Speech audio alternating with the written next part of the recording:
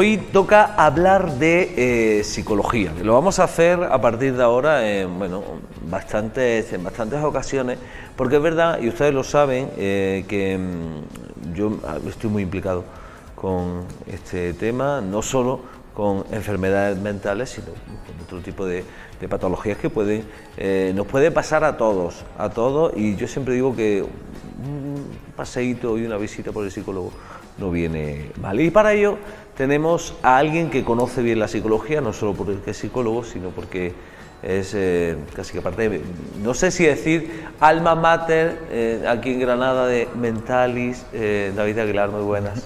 Hola, muy buenas, ¿qué tal? Bueno, soy el coordinador del área de psicología de Grupo Mentalis, cuyas empresas son por Ronda Salud Psicólogos, las clínicas de Ronda Salud y los centros de tratamiento de adicciones a Equilibrio. Lo controlas todo. Todo. Lo intento al menos. Además de ser muy buen profesor, tengo que decirlo, aunque me suspendiera. David, no, ya fuera broma. Vamos a hablar a partir de hoy, en varias ocasiones, en las distintas semanas, de psicología, de temas que nos afectan. Y bueno, que yo creo que también es bueno visibilizar a través de la televisión, ¿no? Porque que ir al psicólogo está bien, que ser capaces de detectar que algo ocurre, que está fuera de control, pues también está bien. Imagino que bueno, es una de esas partes importantes, ¿no? Es muy importante. Sí que es cierto que desde la pandemia hasta ahora ha cambiado muchísimo la visión de la sociedad frente a la salud mental. Antes era un estigma social y empezó a ser comprendida porque gran parte de la población empezó a sufrir por las consecuencias de ese confinamiento. Por tanto, efectivamente, ese estigma social que había hace bastante tiempo ya ha empezado a desaparecer. Ya no es extraño que nos diga algún amigo o amiga que está acudiendo al psicólogo o psicóloga y bueno, no lo vemos como algo extraño, ni lo tachamos como loco o loca, ¿no? Entonces, sí que es verdad que se ha normalizado bastante. El estigma social dentro de la psicología y este tipo de cosas siempre ha estado muy presente, y es verdad que se normaliza. Hablamos hoy de adicciones, ¿te parece? Genial, perfecto, muy bien. Adicciones que yo no sé, pero cuando se nos viene la palabra adicciones a la cabeza, te hablo desde el común de los mortales, lo primero que se viene a la cabeza: tabaco, alcohol y juego. Imagino que el espectro es más grande. Sí, el espectro desgraciadamente es mucho más amplio y lo que se ve realmente únicamente la punta del iceberg. Si hace un momento hablábamos que la salud mental hace tiempo era un estigma social, las adicciones, que pertenecen justamente también a ese ámbito de la salud mental, todavía siguen con ese estigma. El que alguien te diga que está acudiendo a un profesional porque tiene un trastorno adictivo, pues, al alcohol o al cannabis o demás, pues obviamente ya sí que es cierto que todavía tiene esa etiqueta y ya empezamos a cambiar la percepción frente a esa persona, ¿no? Eso es algo, el trastorno de la conducta adictiva, el trastorno de la adicción a diferentes sustancias. Has dicho pues el tabaco, efectivamente, el alcohol, el juego, la ludopatía, el cannabis, no se nos puede olvidar. Eso además que a día de hoy tiene bastantes detractores, como es lógico, pero también bastantes personas que quieren apoyar esa legalización del cannabis, ¿no? Entonces, es cierto que aquí lo que cabe sobre todo es una educación, una psicoeducación también, y determinar cuáles son las consecuencias, enseñar cuáles son las consecuencias del consumo que hay actualmente y cómo afecta a las personas que son consumidoras o adictas al cannabis. Esto también es una adicción, ¿no? También puede llegar a ser una adicción. Claro, porque mi pregunta, y por eso este ejemplo, ¿qué cosas pueden llegar a ser una adicción? Si puede llegar a ser cualquier cosa una adicción, ¿y cuál es el punto en que se convierte en una adicción? Bueno, puede ser adictivo todo aquello que nos causa un placer inmediato, o al menos hace que un malestar que tengamos pues se nos olvide por un momento, no puede ser para evadirnos. El móvil efectivamente tiene un gran componente adictivo, además con todas las aplicaciones que van creando, justamente además de un neuromarketing en ocasiones que hace que seamos grandes consumidores de las nuevas tecnologías, en este caso del teléfono móvil. Estamos todo el día enganchados al móvil. Claro, nuestra atención debe estar permanentemente en el teléfono móvil, por las diferentes aplicaciones. Entonces, es cierto, el teléfono móvil tiene un gran componente adictivo. Frente a la pregunta de ¿cuándo determinamos que tenemos una adicción a algo? Bueno, pues en el momento en que nos empieza a causar problemas, el nivel de afectación es tal que, por ejemplo, no nos deje tiempo pues, para otros quehaceres, si hablamos de las nuevas tecnologías, que descuidemos nuestros amigos, nuestra pareja, nuestro trabajo y empezamos a aislarnos justamente cuando hablamos de redes sociales, pero en realidad lo que estamos haciendo es aislándonos del mundo real. Las redes sociales que existen actualmente pueden ayudarnos a relacionarnos, pero también pueden ayudarnos a aislarnos. Yo siempre digo que las redes sociales han ayudado a acercarnos la distancia, pero a alejarnos de la piel, ¿no? de encontrarse así en una charla como nosotros. Sí, así es. Y no es extraño el que veamos una reunión de varias personas y están todos con el teléfono móvil, incluso están interaccionando entre ellos, ¿no? Realmente es algo muy curioso en muchas ocasiones que efectivamente puede ayudar a relacionarnos. A través de las diferentes aplicaciones, de redes sociales, encontramos grupos los cuales tengamos las mismas inquietudes, no sé, el bicicleta, senderismo, hacemos amigos, amigas, es fantástico, pero como en todo, cuando hay no únicamente un uso, sino además un abuso, realmente pues conlleva a que tengamos bastantes problemas. No, nos falta más contacto físico.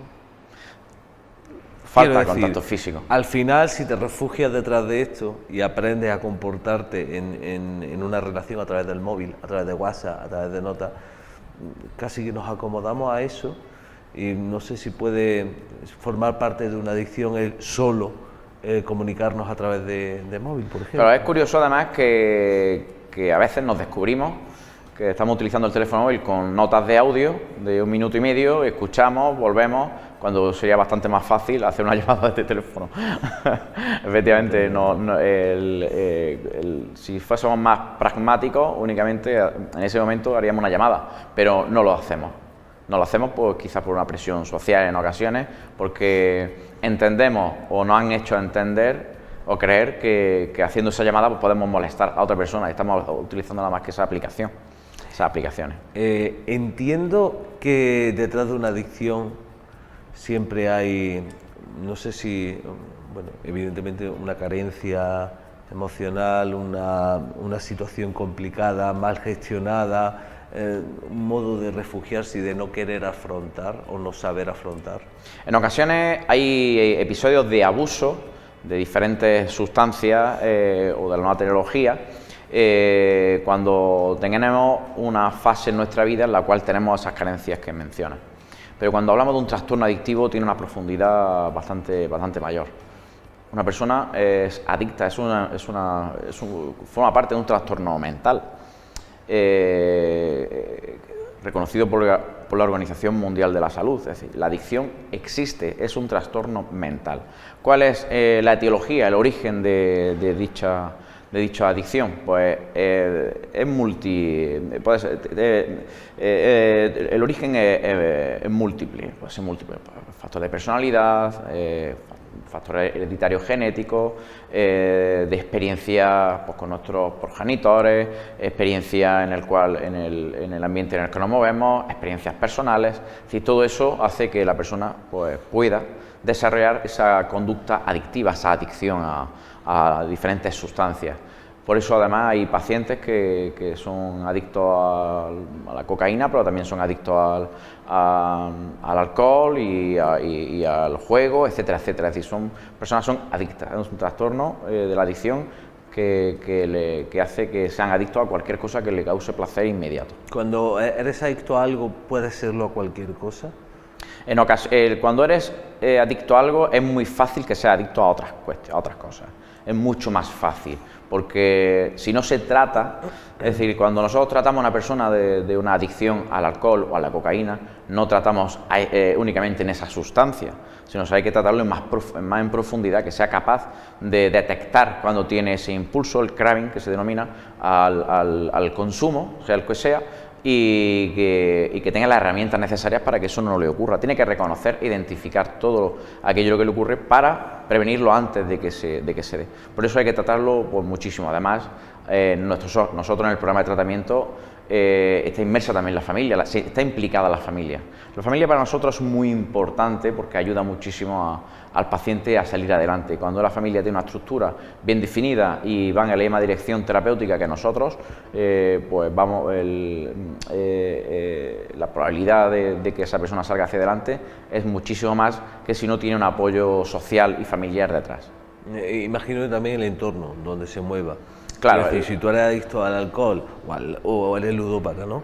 Y da la casualidad que trabajas en una sala de juego. Claro, efectivamente.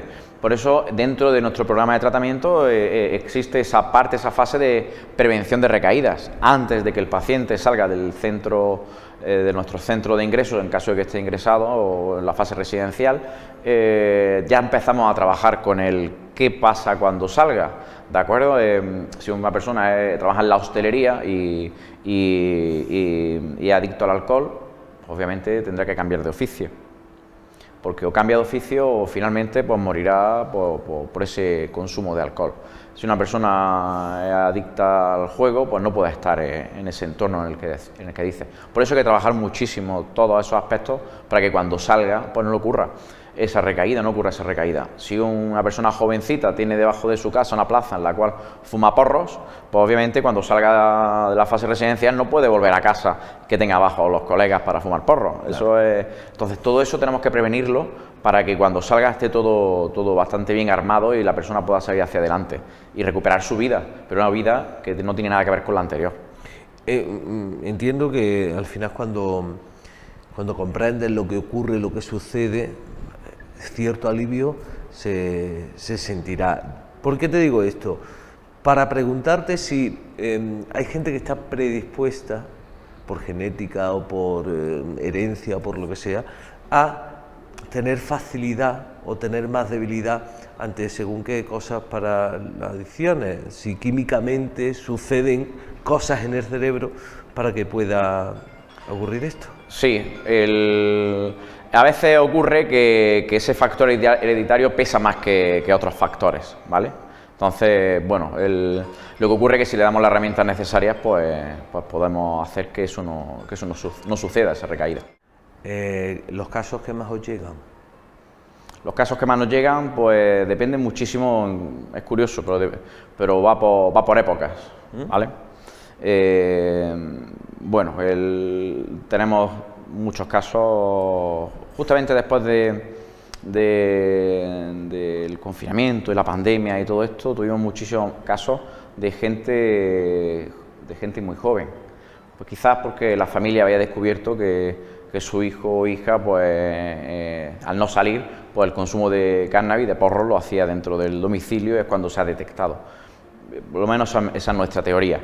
Hubo muchísima gente joven dentro de nuestros programas de tratamiento durante la fase inmediatamente posterior. Lo habitual, pues tenemos desde gente joven con el cannabis, un poquito más adulta con cocaína,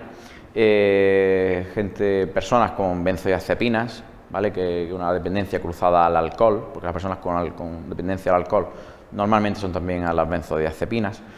Y ludopatía. Siempre el hilo transmisor en casi todo, en la mayor parte, el alcohol. Siempre está el alcohol de por medio en cualquier consumo, aunque no se determine que sean adictos al alcohol. Pero sí que es verdad que cuando hay un uso de alcohol, nuestras barreras de defensa disminuyen, somos muchísimo más eufóricos, todos mucho más eufóricos y podemos hacer pues, ciertas cosas y podemos tener un consumo desmedido de aquello a lo cual nosotros vamos encaminados. Cuando existe alcohol, cannabis o algún tipo de sustancia, de droga, muchas veces se busca porque somos capaces de atrevernos a hacer cosas que en un estado normal no podemos. Es cierto, sí. Así es, sobre todo con el alcohol. ¿Vale? Pues somos personas tímidas o nos definimos como personas tímidas y utilizamos el alcohol como ese euforizante que haga que nos desinhibamos y hagamos pues, un acercamiento quizás a otras personas en las cuales pues, podemos establecer otras relaciones.